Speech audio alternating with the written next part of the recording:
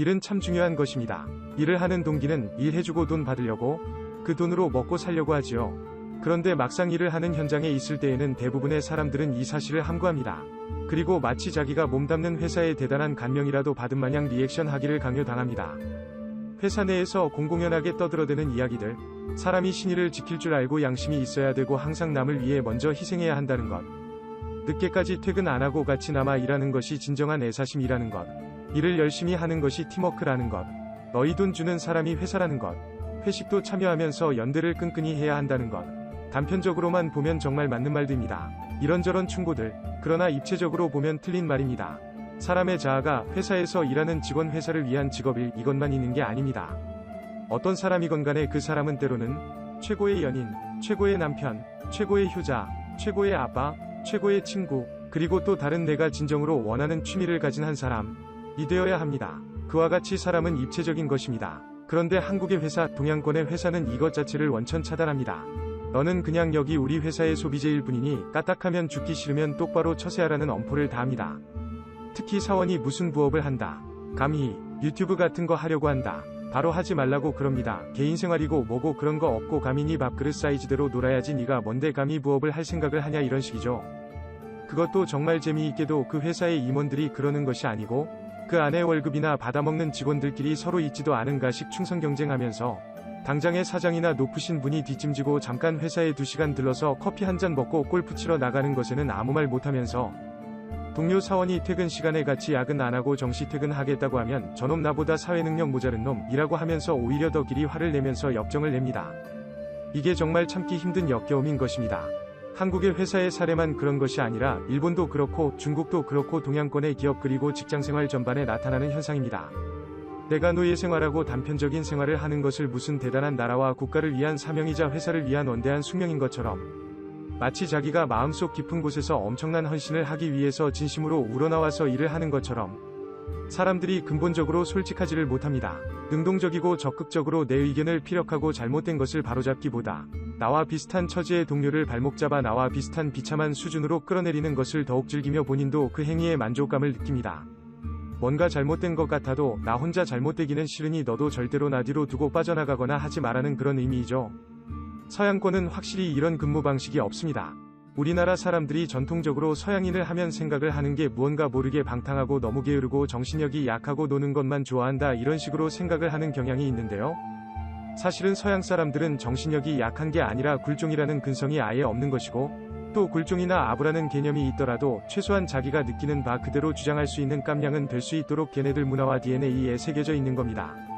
서양 영화나 TV 프로그램 보면 우리나라 사람들 기준으로는 너무 외설적이라거나 너무 잔인하다고 하죠.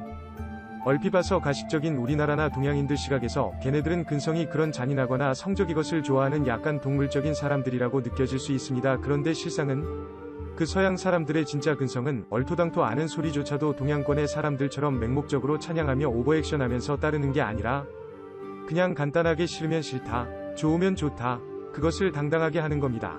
그래서 퇴근 문화도 칼 같은 거고 노조 같은 개념도 이쪽에서 먼저 파생된 것이죠.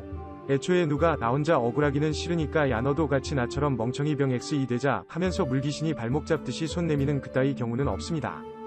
사람들의 문화 차이이고 그것이 서양이 딱히 불경하고 근성이 없고 그런 게 아니라 표현 정확하고 직설적으로 하는 것이죠. 우리나라도 TV 방송 프로에서 담배만 나와도 모자이크하고 성적인 무언가만 나와도 바로 잘라버리고 그런 식이었다면 아예 온 사회 국민들이 성적인 것에도 불경하다고 느끼고 년간 출산 신생아 수도 10명 정도 되고 그 년간 출산 신생아 10명 만든 사람들도 성난 한국인 군중들이 집에 찾아가서 불경한 죄를 저질렀다고 잡아서 경찰서에 현상수배범이라도 잡은 것처럼 유치장에 쳐넣고 그래야 하는 것 아닌가요? 그런데 그렇지 않죠.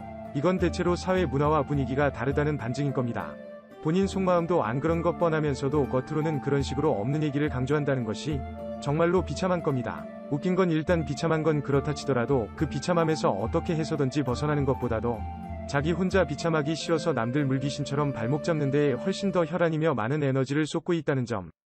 나 혼자 노예일 바에는 다 같이 노예되자 이런 식의 생각 때문에 나 혼자 불행한 것뿐 아니라 그냥 주위 사람들 다 같이 함께 불행해지는 그런 테크트리를 사람들이 선호를 합니다. 북한에서도 김정일 죽었을 때 북한 국민들이 전국적으로 울보 경연대회 하지 않았습니까? 자기 엄마 아버지 돌아갔을 때보다도 더 진하게 누가 더 처절하고 슬프게 우나 하는 전국민 경연대회가 열렸었죠. 그런 북한이 우리 민족이라는 사실을 상기시켜야 할 필요가 있습니다. 뿌리가 그렇게 같은데 먹고 사는 현장인 회사에서 그런 식의 처세가 과연 다를까요?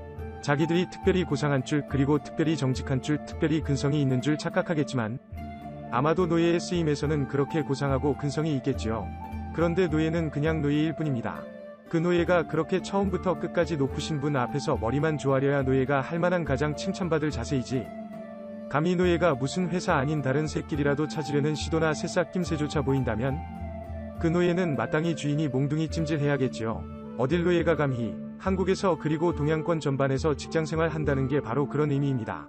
야근을 시키는 것도 정시퇴근 문화가 없는 것도 집에 가서 남는 몇 시간 동안 이 노예가 운 좋게 새끼를 찾아내면 절대로 아니 될 일이기 때문에 삶을 아예 노예 그 자체로 종속시키려고 아예 여유시간 없이 매몰시키려고 의도적으로 회식하고 야근 강요하는 것입니다. 회사에 다니는 직장생활을 하고 있다면 그 회사 안에 직장인들 동료들 면전에서 누구한테라도 이렇게 말해보세요. 듣는 사람 입장에서도 속으로는 반박은 못하지만 겉으로는 마치 당신이 엄청난 불경 대역죄를 저지른 사탄의 아들인 것처럼 날뛸 겁니다. 왜냐하면 이런 이야기를 듣자마자 자신의 인생 평생이 부정당한 느낌이 있거든요. 그런데 이 이야기가 너무 많이 날카롭고 또 깊숙이 파고들 겁니다. 그런 때에는 그 사람을 꼭 비웃어 줘야 합니다.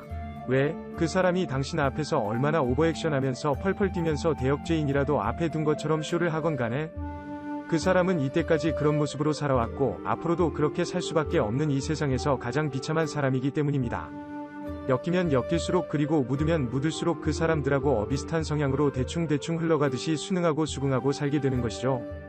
영화 속에서는 좀비 바이러스가 있지만 실제에서는 노예 좀비 바이러스가 있는 것입니다.